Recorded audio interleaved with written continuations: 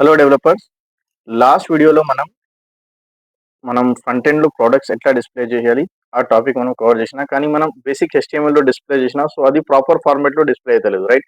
So అందుకోసం మనం ఏం చేస్తున్నాం, మనం CSS కూడా యూజ్ చేయొచ్చు. ఇంకా ఏంటంటే ఇంకా బెటర్ వేలు మనం డిస్ప్లే చేయాలంటే మనం బూట్ స్ట్రాప్ యూజ్ చేయొచ్చు. ఓకే, సో ఈ వీడియోలో మనం మన ప్రాజెక్ట్కి బూట్ స్ట్రాప్ ఎట్లా ఇంప్లిమెంట్ చేయాలి. ఓకే, సో ఈ టాపిక్ మనం కవర్ చేస్తున్నాం. సో ఫస్ట్ గూగుల్ ఓపెన్ చేసుకోండి అండ్ గూగుల్లో మనకు అఫీషియల్ వెబ్సైట్ ఉంది బూట్ స్ట్రాప్. ఓకే, అండ్ ఇది అఫీషియల్ వెబ్సైట్ ఉంది getbootstrap.com.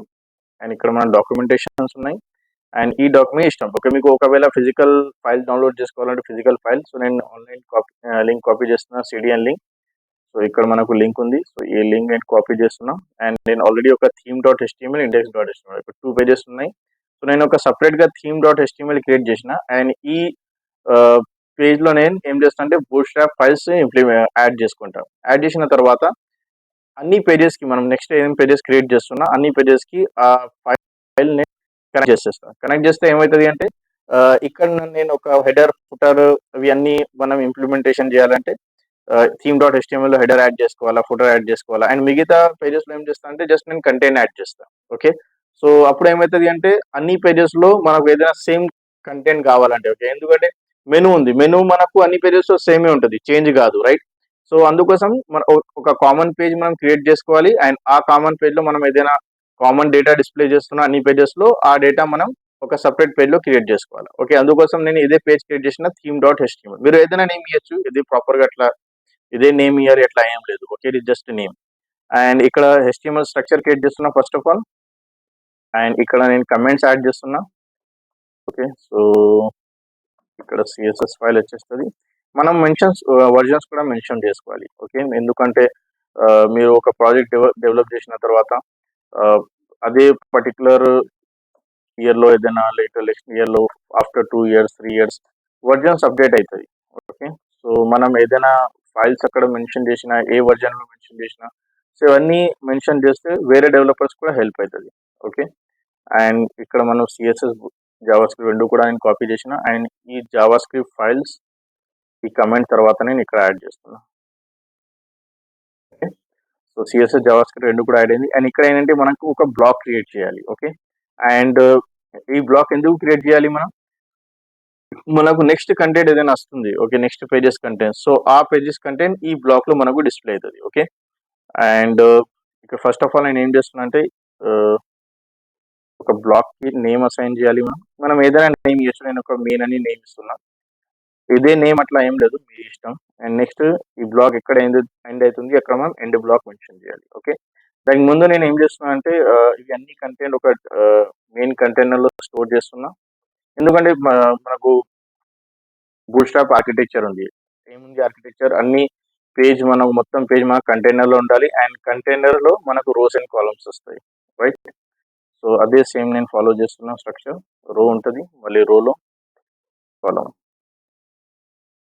ఓకే, ఒక స్క్రీన్ మెన్షన్ చేస్తున్నాను LG.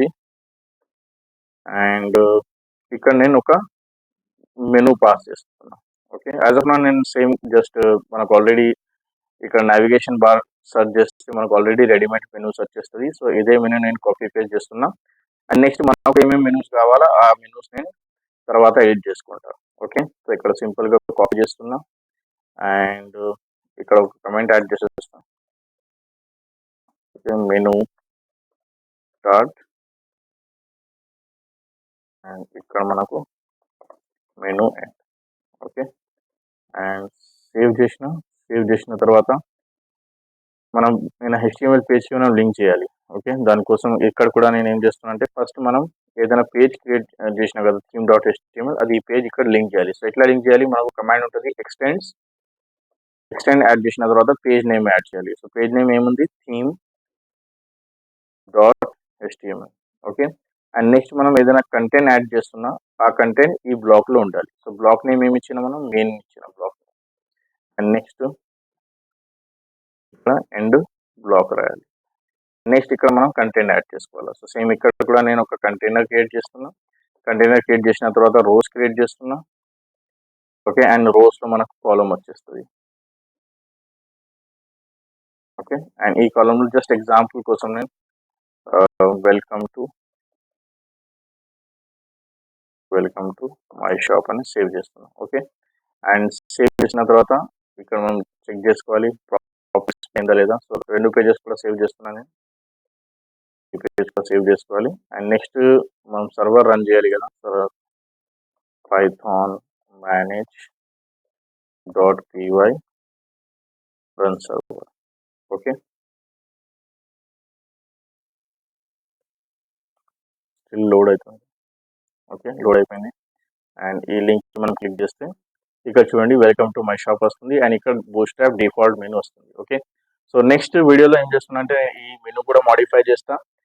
అండ్ ఇంకా నెక్స్ట్ వీడియోస్లో మనకు ఏదైనా ప్రోడక్ట్స్ ఉన్నాయి కదా, so using the bootstrap card ఈ ప్రోడక్ట్స్ మనం డిస్ప్లే చేద్దాం. Okay, so that's it for today. ఏదైనా డౌట్ ఉంటే క్వశ్చన్స్ ఉంటే కమెంట్ చేయండి.